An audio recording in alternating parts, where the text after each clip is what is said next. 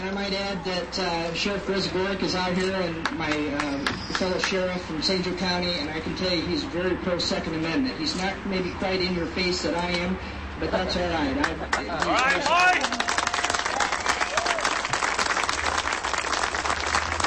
Let me just say that, there's gun violence, and there's people who want to rid our area of gun violence. I highly respect that. And the world is an evil place. And we saw that in Boston. We've seen it at various locations throughout our nation. But I'm telling you, gun legislation is not the way to control gun violence. Right.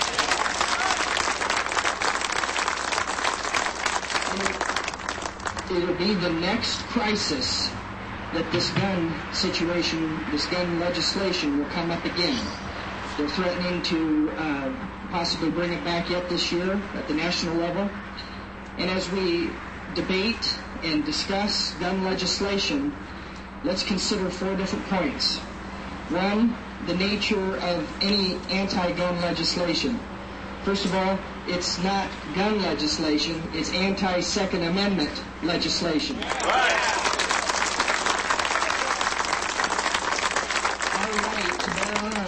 Is a right. It is not a privilege granted through legislative mandate or any legislative control. In fact, we, as the legislature considers all these different laws to control that, we would never tolerate religious legislation or freedom of the press legislation via our First Amendment. And therefore, any legislation that tries to control the Second Amendment is unconstitutional. Secondly, the second point is the sanctity of the Second Amendment. The Second Amendment says, shall not be infringed upon. And what does that mean? It means, and it's not complicated. The words are not complicated at all. They're not elusive. In fact, in the legal world, if a judge heard that, it would mean shall not. And there's no discussion to be had. It means literally shall not, completely disallowed, impermissible. It should mean the same to Congress. In fact, Noah Webster defined the word infringed as to break, to violate, to transgress, to neglect, to fulfill, or obey. So the right to bear arms shall not be broken. It shall not be violated. It shall not be transgressed. The Second Amendment shall be fulfilled, and it shall be obeyed. This is a very clear boundary, not mutable in any sort of way. You don't need to fully eradicate something for it to be violated or transgressed. Simply placing a hand on something can violate the sanctity of that object. Therefore, the only correct answer to the question, what does shall not be infringed mean, is as follows. The right to bear arms shall not be touched.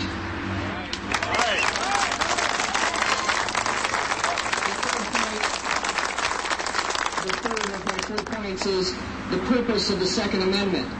Contrary to popular belief, the Second Amendment is not about self-defense, although that's nice, but it's not about just self-defense and hunting. It's about having freedom and controlling tyranny and unconstitutional laws that could be enforced against us. What do you say?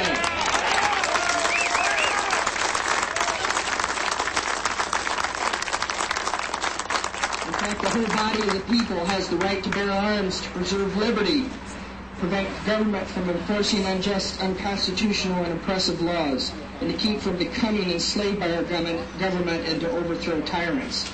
And I'm saying that as a member of the government.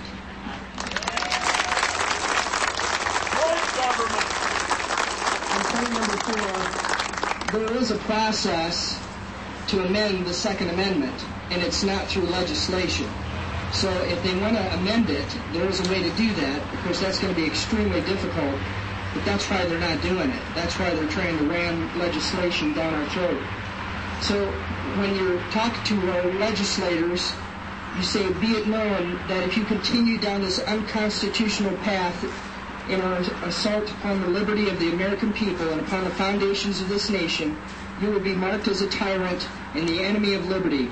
We, the people, being the only legitimate source of power in this nation, demand that you honor your oath to support and defend the Constitution.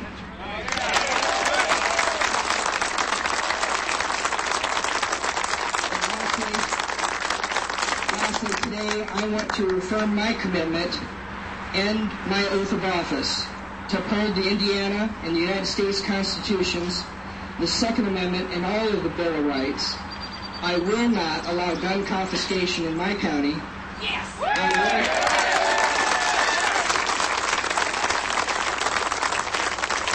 will not enforce any additional anti-gun laws.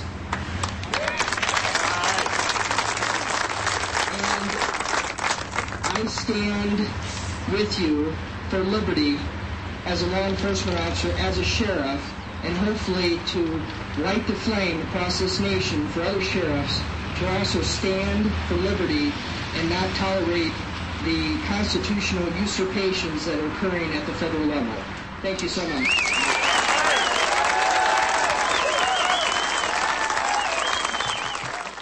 I don't think that you could have anything more inspiring than that. That gets me fired up just listening to it again. I know, right? If you don't have some goosebumps by the end of that speech, then you don't have blood in your veins. I tell you, it's good to have you, Sarah. We back all our constitutional sheriffs. Now we want to talk to you about your career and your position as sheriff there in Elkhart and what you have going on there, sir. Okay, well, it's always good to talk to the public. I think elected officials should be accessible. They should be taking stands on principles and on the Constitution. That's what our oath of office is all about. Nowhere in that oath of office does it say that I'm going to write speeding tickets, arrest bad guys, and even keep a jail. Oh, those are things that sheriffs do and police officers do according to the state laws that they have in their respective areas. But all throughout history, our founding fathers did something so wise in Article 6, Section 3 of the Constitution in providing that oath of office. And that's what, if we keep that oath of office, that's what's most important. Well, we're going to be talking more about that on the other side with Resurrected Republic and Sheriff Brad Rogers. We were talking about the Constitutional Sheriffs and Peace Officers Association on the break. Can you tell me a little bit about that? Yes, the Constitutional Sheriffs and Peace Officers Association is kind of headed by Richard Mack, a retired sheriff from Arizona. And if you recall, Sheriff Mack sued the Clinton administration back in the 90s regarding the Brady bill and sheriffs having to basically be put into federal service by doing some requirements in that Brady bill. It went all the way to Supreme Court, and they won. So it was a 10th Amendment issue that basically said that, the federal government has no right or authority to put into service local law enforcement, including sheriffs, police chiefs, and so on, that would do their bidding. And it was a great case that is actually being used today in other states to actually overturn Obamacare and some other federal mandates that states don't want to be involved in.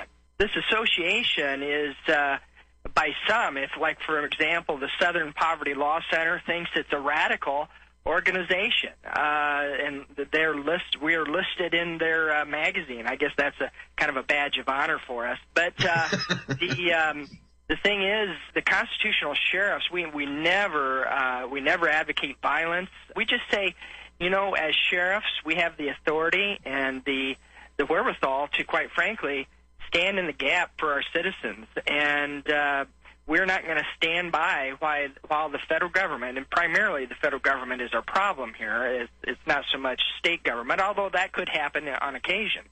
And that is, we're going to stand in the gap. And I'm from the government, and quite frankly, there's been times that I have taken stands against other government officials to protect my citizens. We, as the Sheriffs and Peace Officers Association, we're just focusing on the Constitution. We're trying to stay true to our oath of office. It's nothing radical. It's radical to liberals and those who don't want to focus on the Constitution. So that's what we do, and it's an educational piece that we do to try to encourage other sheriffs. I mean, there's 3,100 sheriffs approximately nationwide, and we really like to see more sheriffs get involved and actually use the authority and the power that they have. I understand that there was a situation in your county involving some federal agents that came in, something about some raw milk. What exactly happened? Appreciate you bringing that up.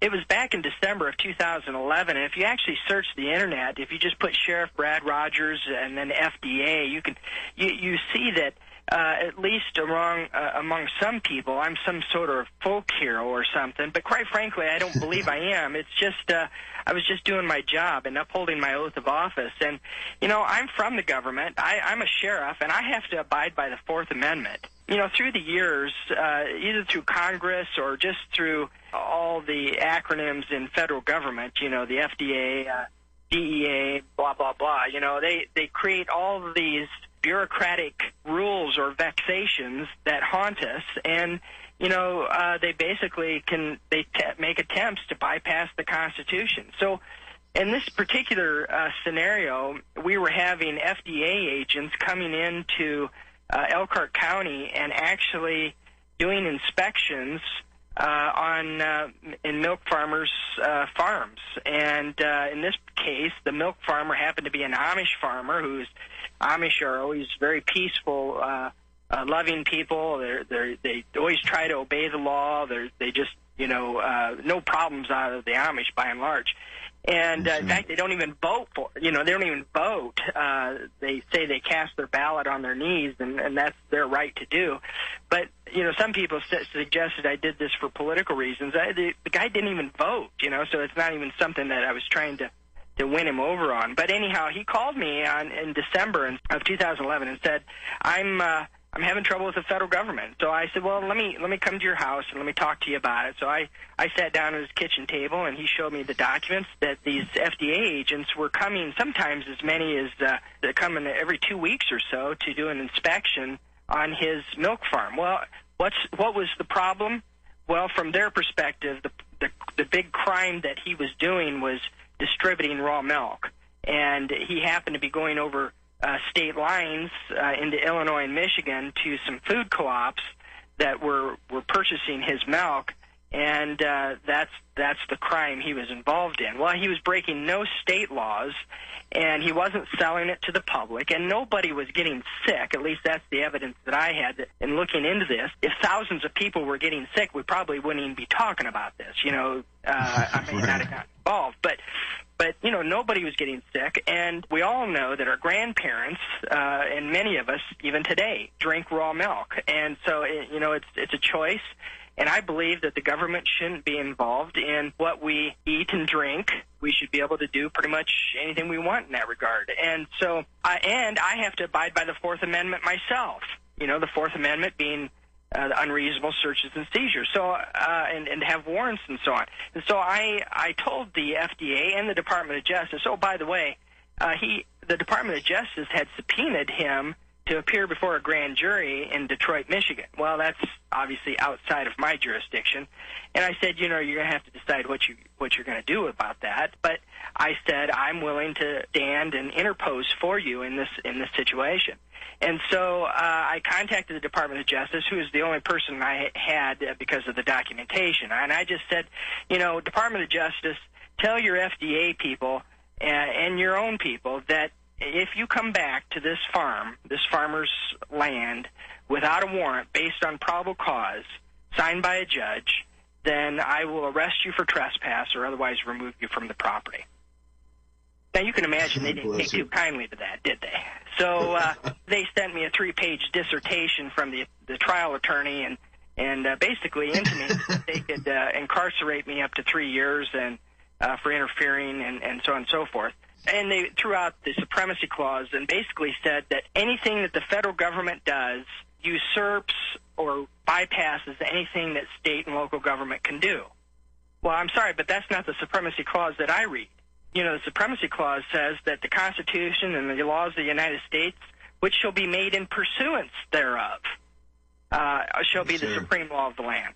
You see, so it doesn't matter that they've created, whether it was Congress or the FDA that created it, if they created a law that says, I'm going to come onto people's property just willy-nilly and do some inspections, that's against the law. So I basically said, don't come back without a warrant, because, before we could say, like if the FDA showed up and the farmer said, yeah, come on in, well, he's given consent. And that's perfectly fine. Farmers and property owners can give consent. That's no problem. And if the farmer would have continued to allow that, but you see, the farmer was getting, he felt he was being harassed, and he was. And so I stepped in and said, don't come back. We are all in different levels of understanding and learning. Some sheriffs are just starting to understand the authority and the constitutional oath of office. And what projects do you have? Is there anything that you'd like to tell us about that you have going on in Elkhart? One of the things that when I came in as sheriff, you can take an oath of office to the Constitution, but if you've never read it or even know what it says, how can you defend something you don't even know what it says?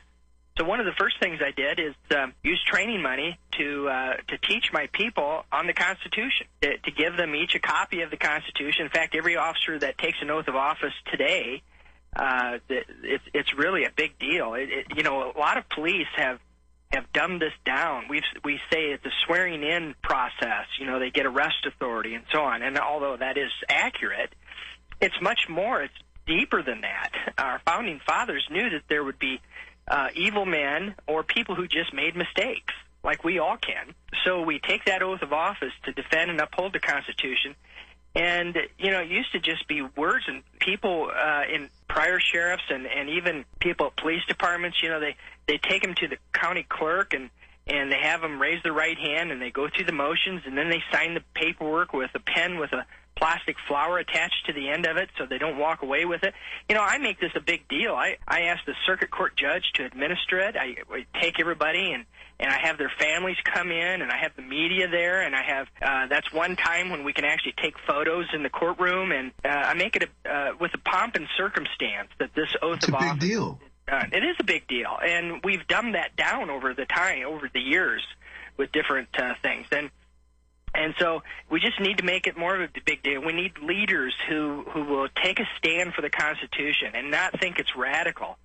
And we need to be able to, our core values in our department. It basically says that even if societal trends or influences tries to mitigate the Constitution, that we will resist that.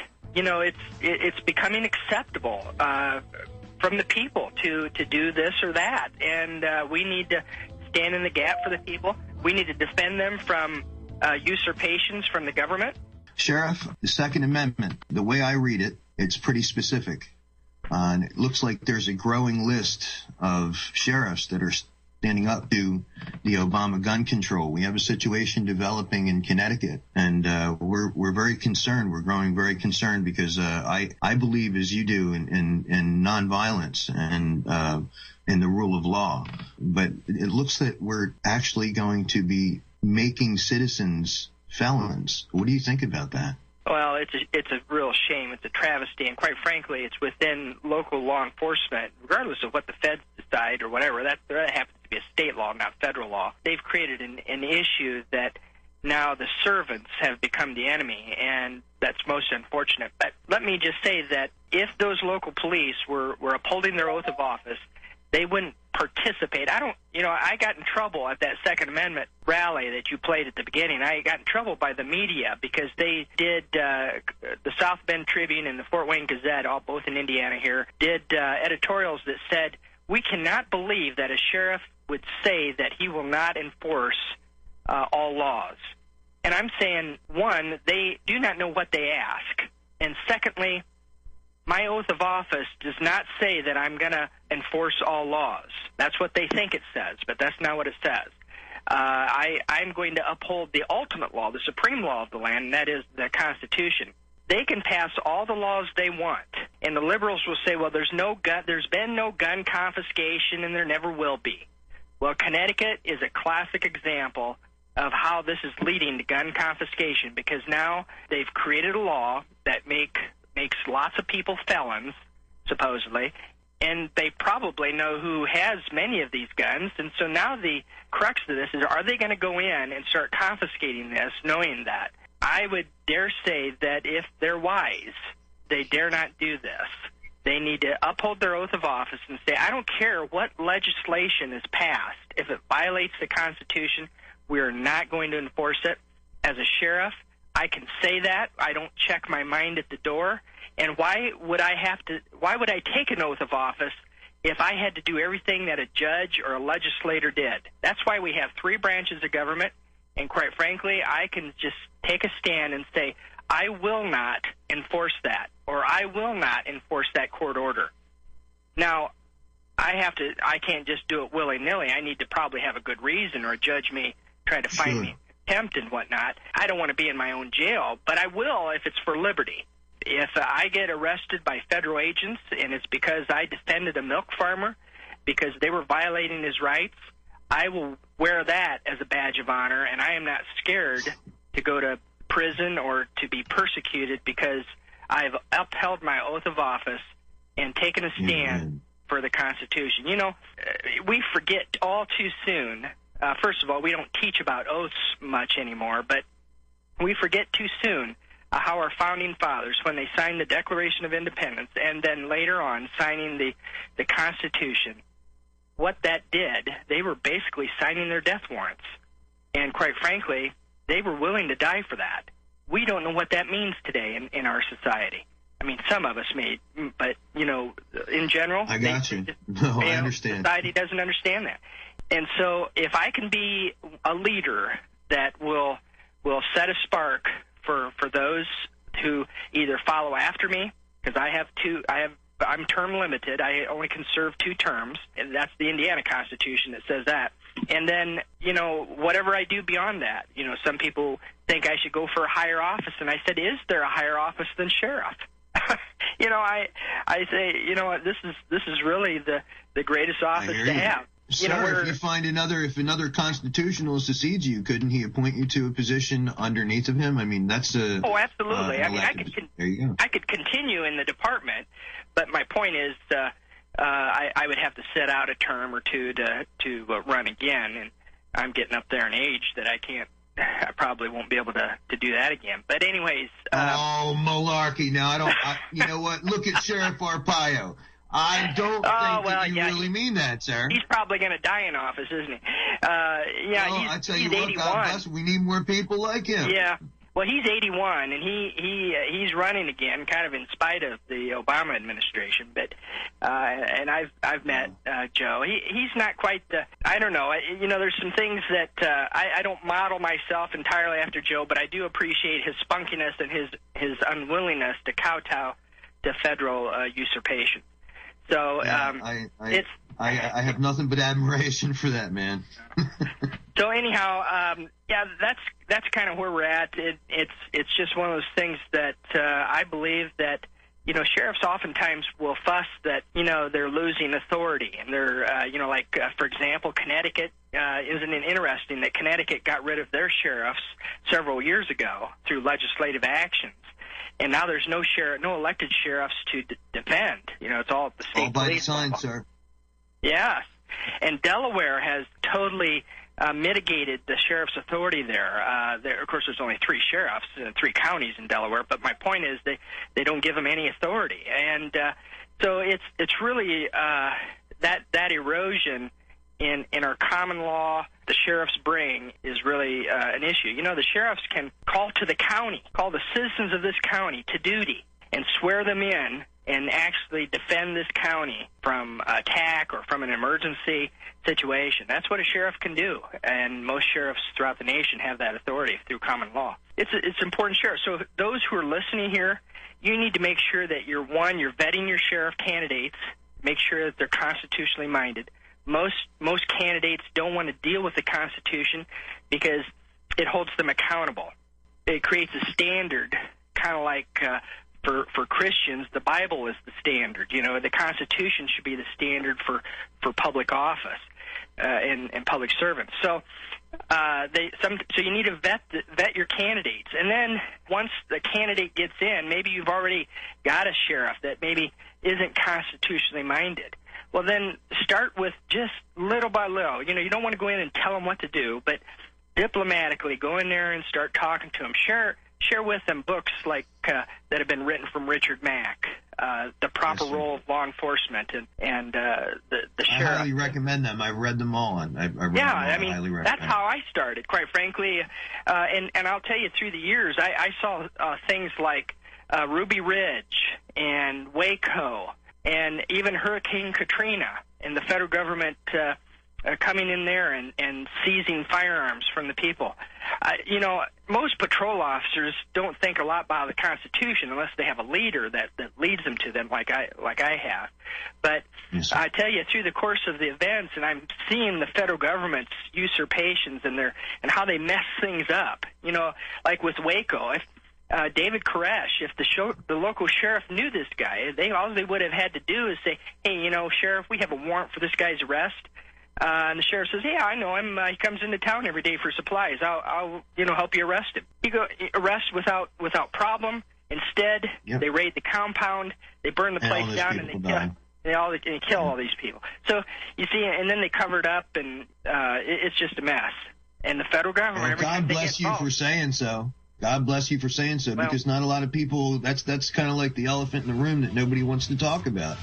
Well, we got to talk. We try and expose that, and I really respect you, sir. And it's not often you hear the police chief of a major city encouraging residents to arm themselves. But in this case, that's what the police chief is doing. He is saying essentially that if thieves and robbers are going to come in and rape and pillage or worse, they need to be aware that the homeowners are going to be ready. A lot of good Detroiters are fed up. Chief James Craig among them. He says the bizarre cases of armed robbers even knowing the residents have guns and still breaking in shows a different brand of brazen criminal in Detroit, and he has a message for them. The message should be that,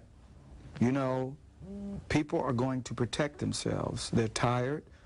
They've been dealing with this epidemic of violence. They're afraid, and they have a right to protect themselves. A woman with a concealed carry permit shot and killed a carjacker in her driveway this week. The chief says, as it should be. If you're confronted with an immediate threat to your safety, you never have time to dial 911. So it becomes an issue of the threat's here. I have to respond to the threat. I'm Sheriff David Clark, and I want to talk to you about something personal, your safety. It's no longer a spectator sport. I need you in the game. But are you ready? With officers laid off and furloughed, simply calling 911 and waiting is no longer your best option. You can beg for mercy from a violent criminal, hide under the bed, or you can fight back. But are you prepared? Consider taking a certified safety course in handling a firearm so you can defend yourself until we get there. You have a duty to protect yourself and your family. We're partners now. Can I count on you? This safety message brought to you by the Milwaukee County Sheriff's Office. It's not just about gun control, it's about control.